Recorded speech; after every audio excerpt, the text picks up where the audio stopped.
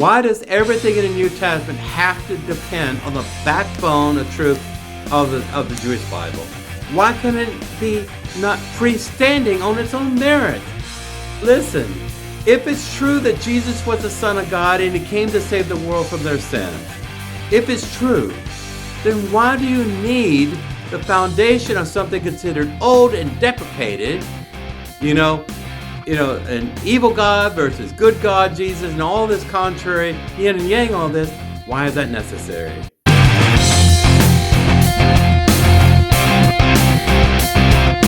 Shalom, this is Hakam Ben-Emmett with the Torah Watchman Show International, LLC.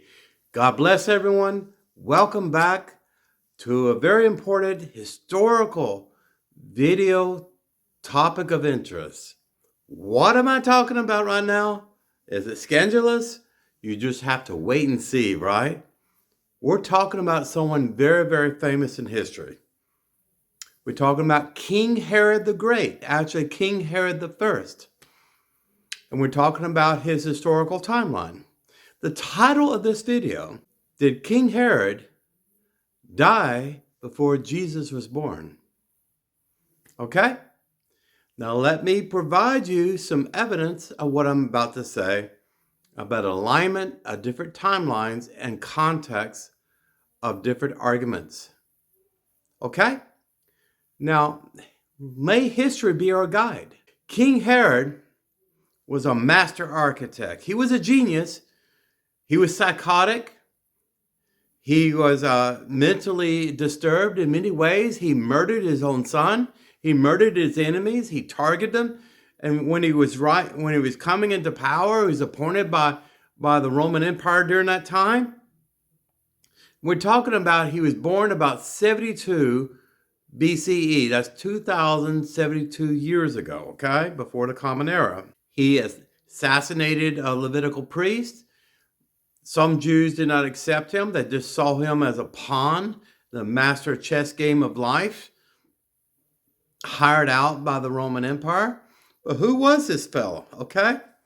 Now, he was born in a place by the name of Idumea, which is south of Judea.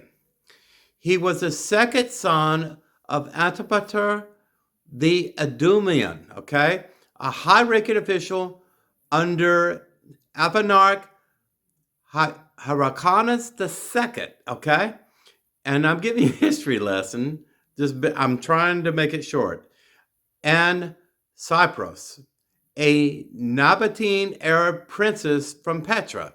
Everyone knows about Petra. That Petra is actually located in Jordan of today. Scholar opinion, incidentally, just a little footnote here. Muhammad was actually born in Petra and not in Mecca. That's all I'm going to say about that. So, Herod's father was by descent an Edomite. You heard about Edom. If you know anything about the story of Moses and the children of Israel wandering the wilderness, and then different adversarial national forces attacking Israel. Well, Edom actually was an combined ancestor of Esau, Yaakov's twin brother. That the land of Edom actually was east of the Jordan River. So the Edomites were more or less, I would say, hybrid between Arabs and the ancestry passed down between Esau and his various wives, like with the daughters of Ishmael, okay? Without getting too much more detail than that, okay?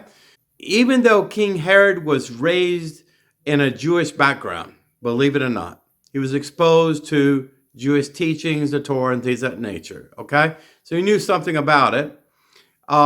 Herod's ethnic background was Arab on both sides of the family. So he's not Jewish, but he may be someone who wanted to be Jewish and something failed in his life. Who knows, okay? Maybe dealt with self-hatred. Who knows? And we're still putting together the jigsaw pieces of this puzzle and trying to figure out all the exacting details because it's been quite a while ago when all these events occurred, and you have to separate between truth and legend and myth. According to Josephus, the famous Jewish historian, okay, Herod was a descendant of Eleazar Maccabeus, Auran of the Hasmoneans, okay? So he was actually had a Jewish ethnicity far in the background, of his family, great-grandparents or so. So it's still to today the judgment is out on King Herod the Great, whether he was Jewish or an Arab person exposed to Jewish backgrounds and things of that nature, because he was born in south of Judea. He was born in that area. He's been exposed to some Jewish communities. Okay, maybe some Pharisaic opinions. Who knows? Okay. Now Herod the Great actually rebuilt Ezra and Nehemiah's Ezra era temple in 20 to 18 BCE. Now, it's a misnomer to say that King Herod's temple that he built was the second temple. Actually, that was an upgrade from the initial temple that was rebuilt by the scribe Ezra and the administrator Nehemiah during their time. And that was before the time of Judah Maccabees, to give you some history there, before the Greek Empire and everything else. These were exiled Jews that returned from Persia under King Cyrus II's rule to Judea to actually rebuild the broken down walls of Jerusalem and cleanse the temple site. Okay? So anyway, the next section here is Hasmonean expansion. Quickly, the Hasmonean dynasty expanded the 500 cubic square temple platform toward the south. Distinctive Hasmonean ashars are visible in the western wall. What is that? These are big, hundreds of tons of bedrock blocks and things like that. Actually, archaeologists today can do dating based on the texture and the type of cut of these type of stones. They're known as Herodian stones. And literally, because they can date that back to the Second Temple era versus a trumpeter stone. I'll show you a picture of this that we recently found out and discovered around King David's palace ruins that supposedly come from King Solomon's temple, the first temple. There was a huge expansion project led by King Herod the Great, funded by very heavy taxation among the residents of Judea. Okay, he was reporting to Julius Caesar. This is in the time of Mark Antony. Those kind of characters during that time. You may have heard some of these names.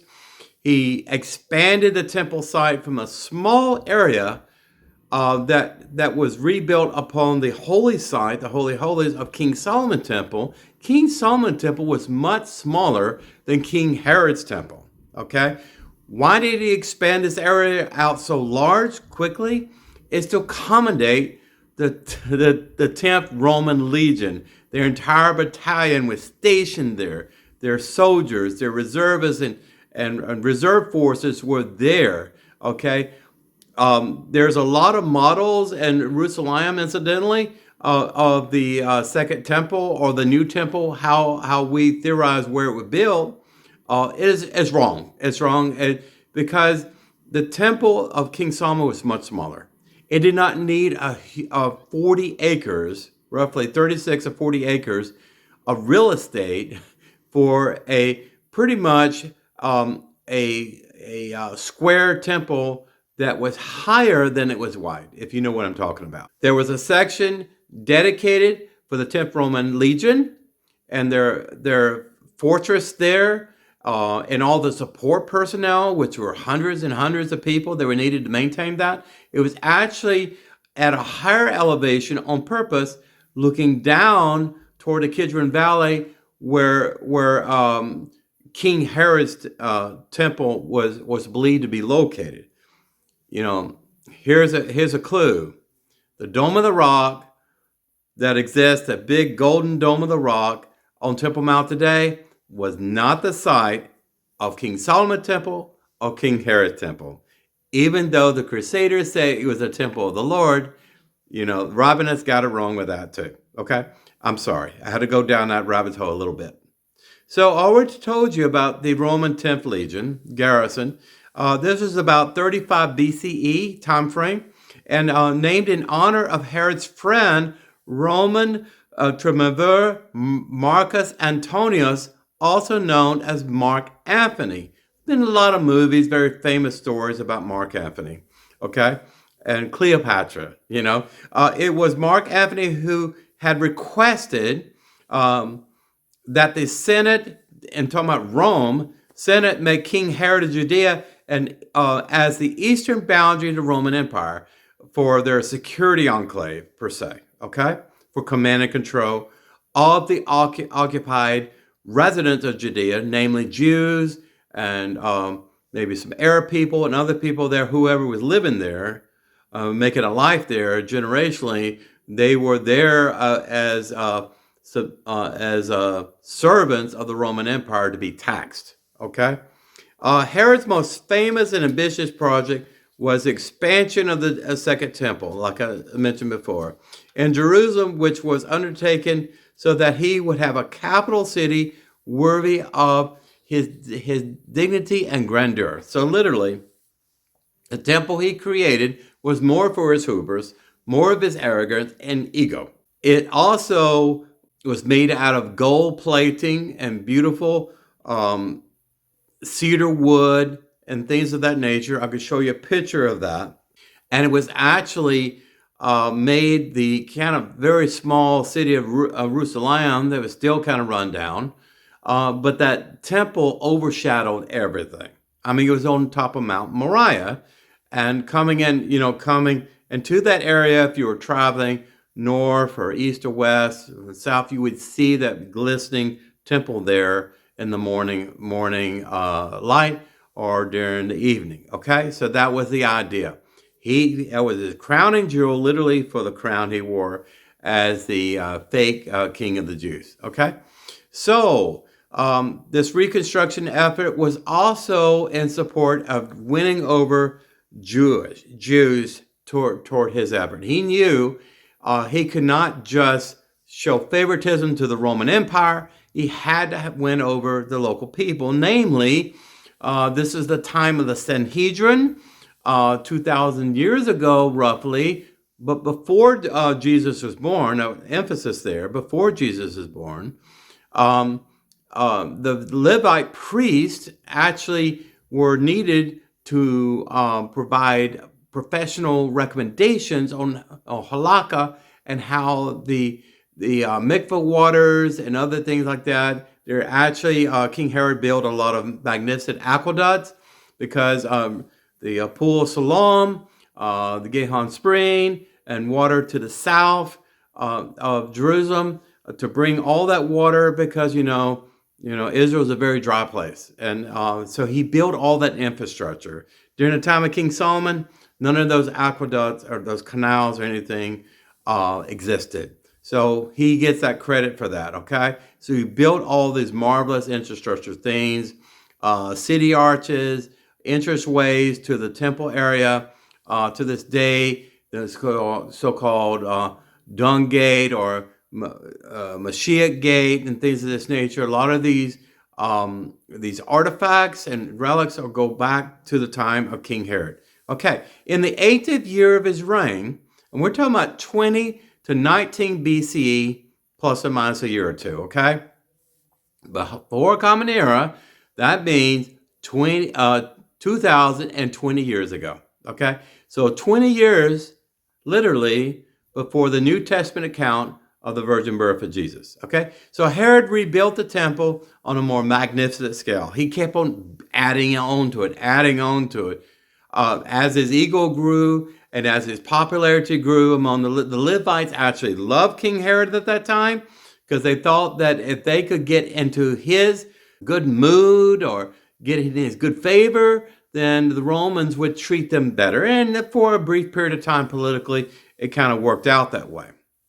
Now, although work on the outbuildings, of course, continued for another 80 years under his sons, like King Agrippa, Antipater, and other people like this, the new temple was finally finished in a year and a half. Okay, it took, because it was a massive building project. Okay, so to comply with religious law, Herod employed 1,000 priests and masons and carpenters in building. Not too different what King Solomon did. He called upon the king of Lebanon in that area, of Phoenicia in that area, to bring down loads and loads and loads of cedar trees and supplies and things of that nature. So he did whatever it took to win the will of the people, and at the same time please the emperor of Rome. So once he finished the temple, it was destroyed by 70 CE. Okay, Common Era. Everyone knows about the destruction of King Herod the Great's second temple. We call it second temple because of the modified temple from Ezra and Nehemiah, but it was destroyed in 70 CE, and is also known as Herod's temple. So today, the only thing left of King Herod's temple, and it's still under archaeological digs in Jerusalem, is 4 retaining walls that remain standing, because a lot of these walls were pulled down by Emperor Titus and the final destruction of Jerusalem and the temple when they burned it to the ground. It was very hard to dislodge these Herodian stones because they weighed so much. To this day, archaeologists do not know how anyone could have lifted these very, very heavy foundational stones for the temple, because he had to build it in such a way that the temple and the whole Temple Mount and the Centennial Fortress would not fall into Kidron Valley. He had to hold it up because occasionally you have flooding rains and things of this nature and earthquakes. So the actual western wall, a lot of people don't know this, and Jews don't talk about it too much, known as the Kotel, or some Christian call it the Weeping Wall. It's actually a restraining wall to keep the Temple Mount from crumbling and falling apart. It is not the wall of King Solomon's temple. It is not the wall remaining of King Herod's temple. That is a misnomer and has been recently disproven, okay? Look it up if you don't believe me, okay? So these walls were created, a flat platform, a Temple Mount, kind of rectangular, and I said it's about 36 to 40 acres in length, rectangular. Muslims kids like to play soccer on it today, but no Jew on the planet is allowed to pray there. That's another topic. So King Herod the Great finally died. And this is where I'm getting to my main point of this video. He died between 4 and 6 BCE from supposedly arteriosclerosis, and he lived about 69 years. And that's a long time for people to live, roughly 2,000 or more years ago. But he lived a long time.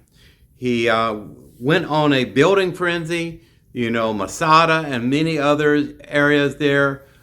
He rebuilt the tomb of the patriarchs in Hebron. So you can see some of those monuments have outlasted the eons of time. Is still in Israel to see, and a big tourist attraction of those areas. So he died, and he was buried near the Herodian fortress in Jericho. As you know, Jericho is a cursed city, and God said, don't ever try to build it back, because anyone that did that would incur a curse. And he died there, okay? So King Herod the Great is dead, okay, about 6 BCE, all right? Now, after that, he divided up the kingdom on his sons. We have Herod Antipas.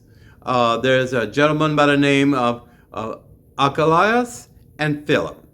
Some of these names were actually mentioned in the New Testament. Okay? So, between the 13th and 14th centuries, going advanced in time, there was documentation of what I'm getting to in the Gospel of Matthew. Okay? So the focal point here is the history behind the character King Herod the Great, when he was born, what he did in his life, and when he died. Okay, leading up to the time of the life of Jesus that's told in the four Gospels. Okay, so what's interesting, and I've never heard of this person, his name is Balkio, and he said that 144,000 children were murdered by King Herod the Great, evidently hunting down the Christ child. He became furious and jealous that some supernatural Messiah would be born and supplant his rule and the rule of his future sons, to maintain his legacy there. That is the account we're getting to in the book of Matthew, okay? So now we're talking about Matthew chapter 2, verse 16 to about verse 17 as well. And I have these behind me so you can see why I'm speaking. We don't know who wrote the Gospel of Matthew. He quotes a section for the prophet Jeremiah, who lived about 500, close to 600 years before Jesus was born, to indicate that the events leading to the birth of Jesus were foretold by the prophet. So whoever wrote Matthew and his account in the Gospel of Matthew, in the book of Matthew, if someone supernatural was being born, there had to be an Old Testament prophecy that predicted that, right?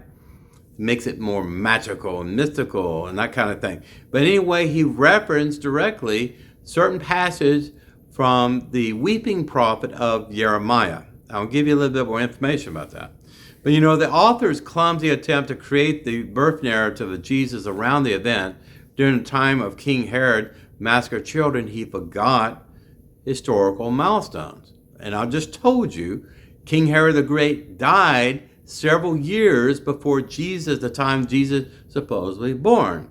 If you see how epochs are dated by Christians, since the time of Emperor Constantine in 325 CE, they started using AD and BC. BC is before Christ, AD is after death, and that's how they do that, instead of the scientific measurement of BCE and CE, okay?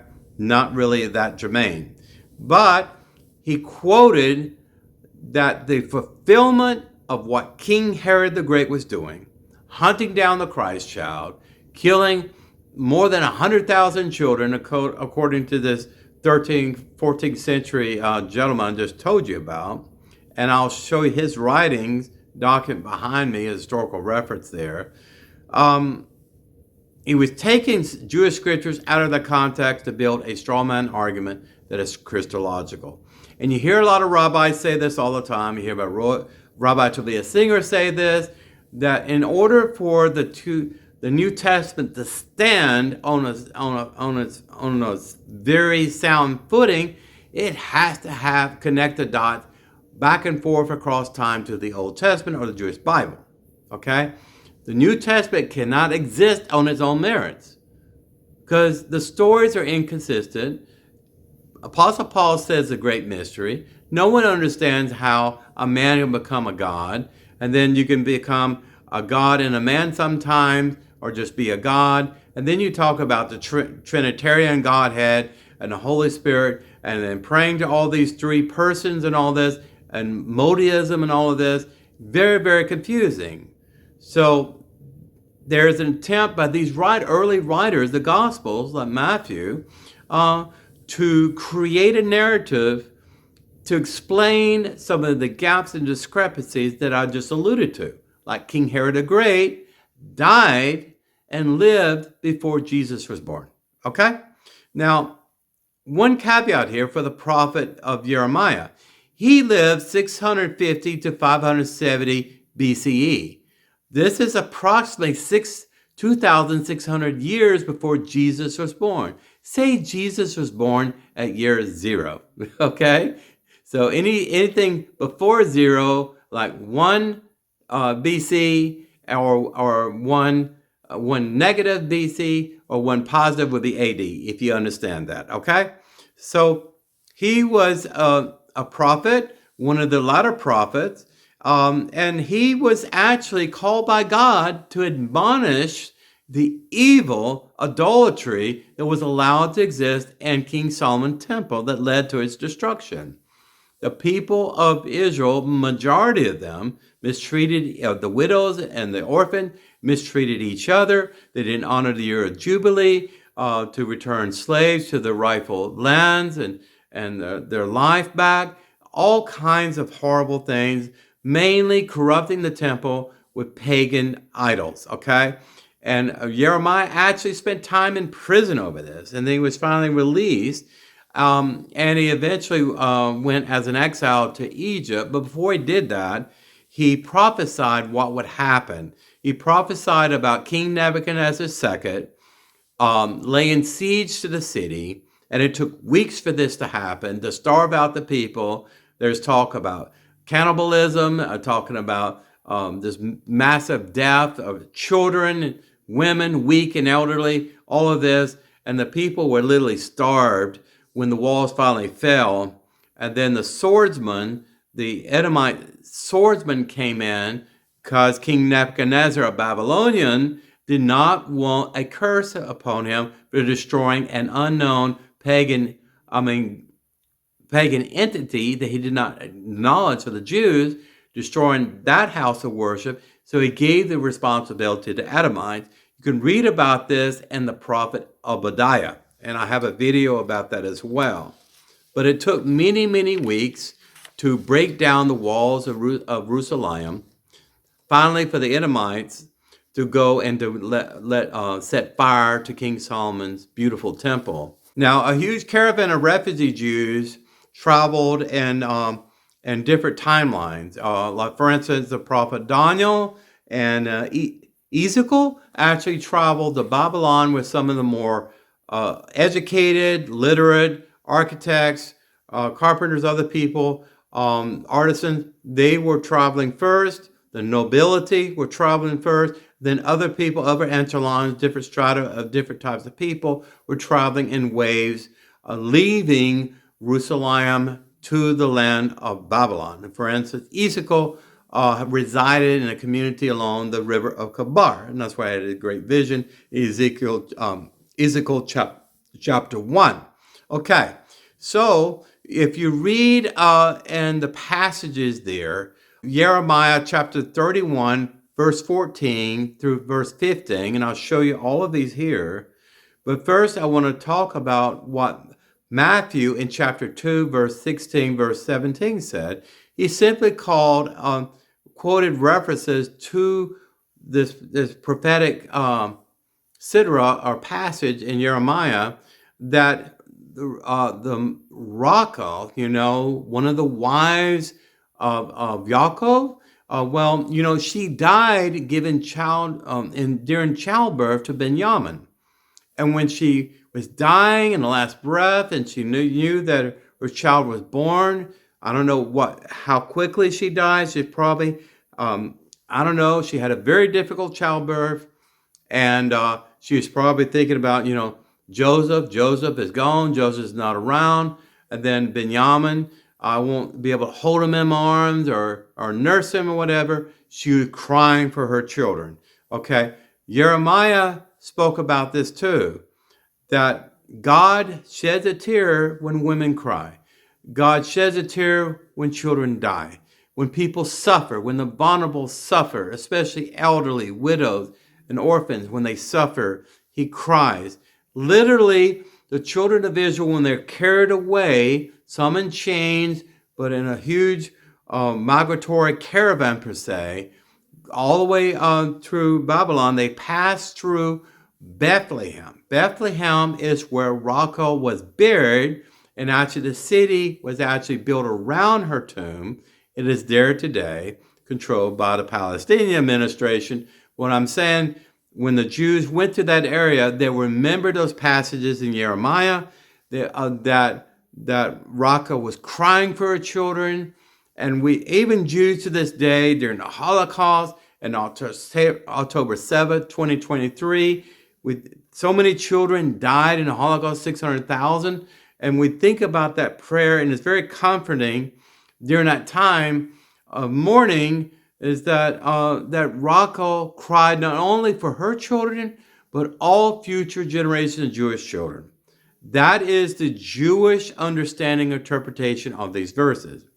The Gospel of Matthew was written long after the death of Jesus and long after the death of Apostle Paul.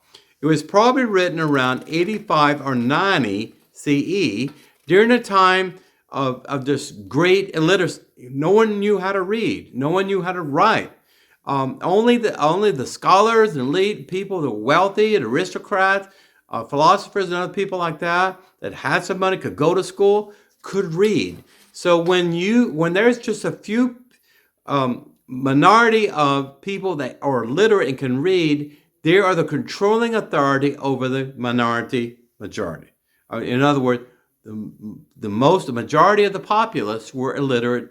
You had a minor group of elitists that could read, and they had controlling authority over everyone else. So whatever you said, and you seemed to be very intelligent if you could read, and Apostle Paul played that card too, people listened to you.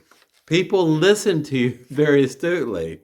And this is the time of great famine as well. And people would believe almost anything they would hear at that time to have some shred of hope, some candlelight in the darkness. In conclusion, okay, what Matthew states to be true is impossible in reality. Based on history, based on all the documentation of history, and a synopsis of what I have already established about the life and death of King Herod the Great. In the book of Matthew, he was talking about King Herod the Great and not one of his sons, like Antipas. He was talking about King Herod the Great.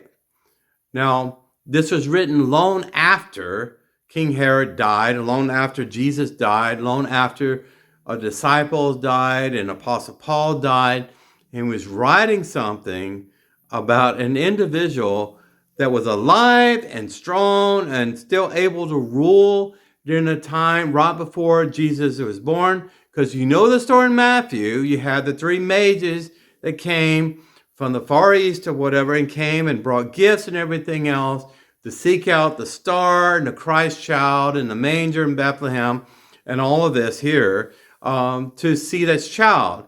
Now, so in the story, King Herod the Great was asking the Levitical priest, and then supposedly he was asking the astrologers, no one, yet it polted in the sky that something supernatural was happening. He became nervous and anxious.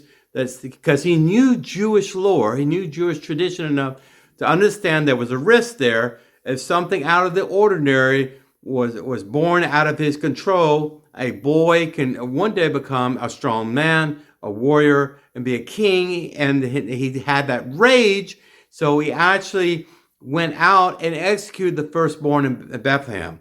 If this story sounds familiar, you know, Pharaoh did the same thing to the Jewish people. And in the 10th plague, God did the same thing to the Egyptian firstborn. That story happened before the account of Matthew, and the coincidence is just uncanny, right? It seems like someone reverse engineered the story in Egypt, in Exodus, to make it align with the narrative of the story they're trying to tell about Jesus. So we had several problems here. We had one of the main players there, characters in the story, like a major piece in a chessboard, King Herod the Great, he was already dead. And even, like I said before, in the years, maybe the last decade of his life, he was mentally ill. He had diseases, parasites or whatever. He's very sick, and he was losing his control. His sons were taking over. He did not have the strength within him or the power to do it at that time to go out and round up swordsmen to go and execute all these babies.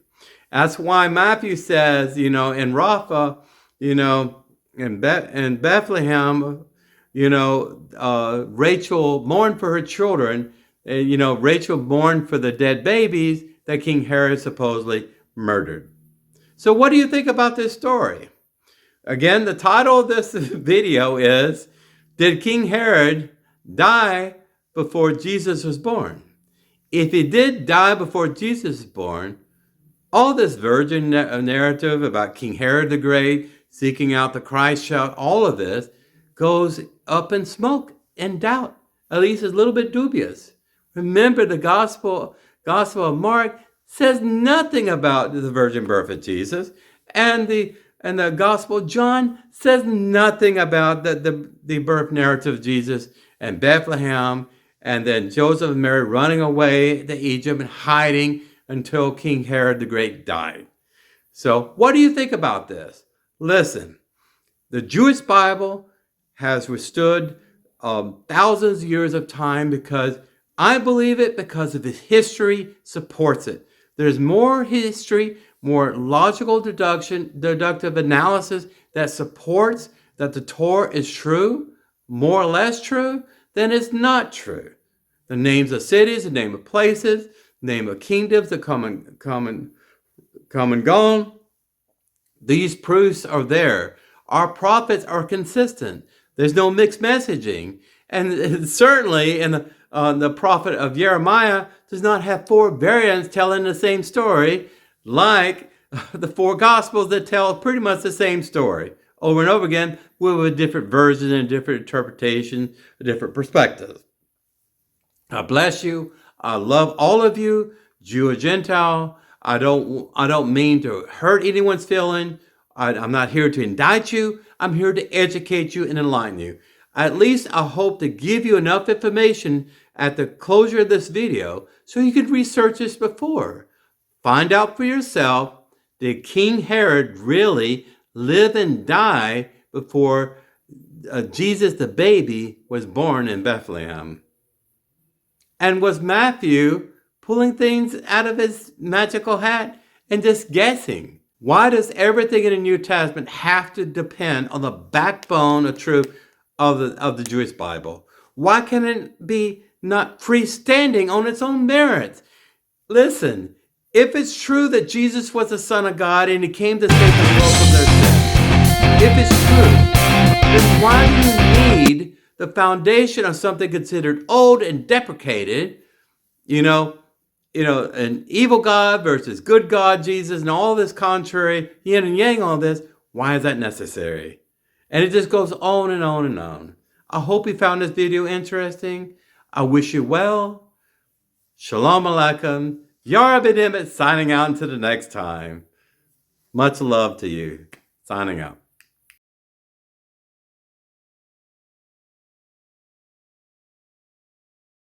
If you've enjoyed this program, please click like and subscribe.